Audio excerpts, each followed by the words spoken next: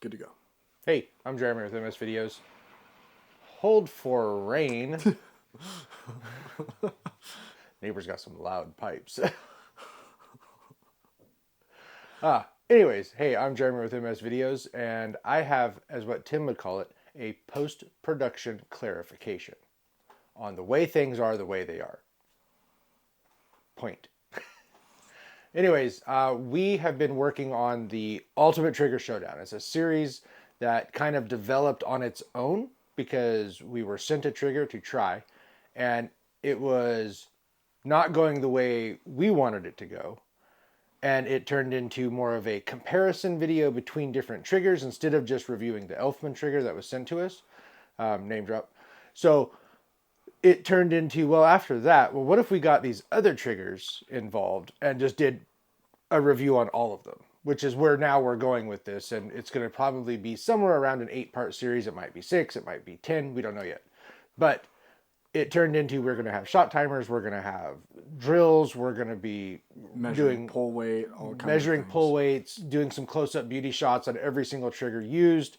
So I've built out now 6 lowers with different, some of them don't have triggers yet, but we have 6 lowers right now. I'm going to get a couple more because I have some laying around. I want to have 10 different triggers. And this is going to be the review of all of these triggers, not necessarily against each other, like which one's the best trigger. It's just, this is our take on these triggers. Which ones have the most bang for your buck value? Which ones perform the best in our opinion?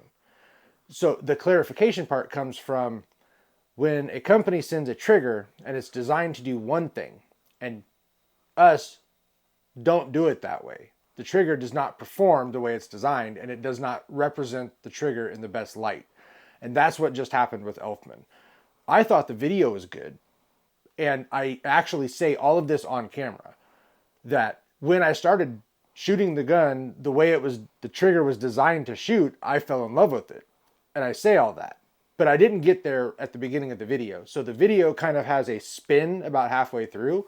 It's not a clickbait type thing. It's just, this is us in our process.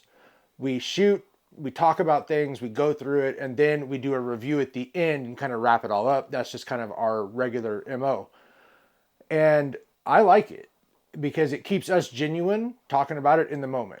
It's not pre-scripted. It's not, we're trying to spin it a certain way. One thing you will find out if you're watching these videos is we're honest. And that's not always going to be favorable to whatever company we're talking about. But as long as you know what you're getting into, if you're a company saying, hey, you know what, these guys, they talk about stuff, it's natural, that's our sarcastic kind of witty attitude with things, then great. It's probably going to be a great relationship and we're going to have a lot of fun and shoot a lot of videos together. But if you're just watching us for the first time and you are watching this review of this trigger, you're going to be like, yeah, okay, there's not a lot of stuff there. And then halfway through, you're like, I got it. It makes sense now. So when Art reached out to me after I sent him the link to the video, he's like, yeah, you're not really shooting that gun the way it's supposed to be shot. That is a competition style trigger, run and gun, duty style, throw it out of a helicopter. It's not gonna, fire. That is a like 3-gun competition work trigger, like more along the lines of like the Geisley and things like that, not against a drop-in, inexpensive budget trigger, which are designed to mimic the high-end triggers at a cheaper cost. To be fair, I didn't really know there was much of a difference when I was putting this all together because triggers aren't my world of expertise. They're in the gun. I pick up the gun, I shoot it. I know which ones I like more than others. So up until a couple days ago, or I guess a week ago now, the Rise trigger was my favorite trigger. Mostly because all of the triggers that I had tried were in that same kind of a price point, and I really liked the zero take up and crisp reset. It was audible, it was loud and clear. So I liked that. Wasn't really aware that there was a whole lot more as far that went into the trigger design. And I quickly found out that there is a whole lot more.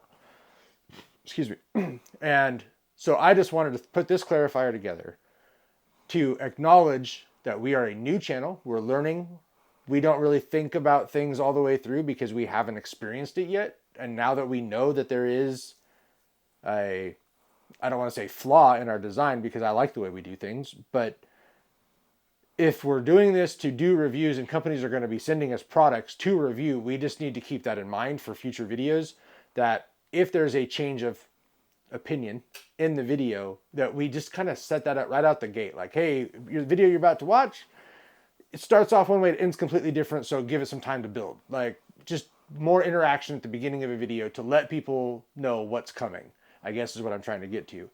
And now that you've heard all of that, stay tuned for a whole big series on the Ultimate Trigger Showdown. And we've learned a lot already, and we're only going to learn more.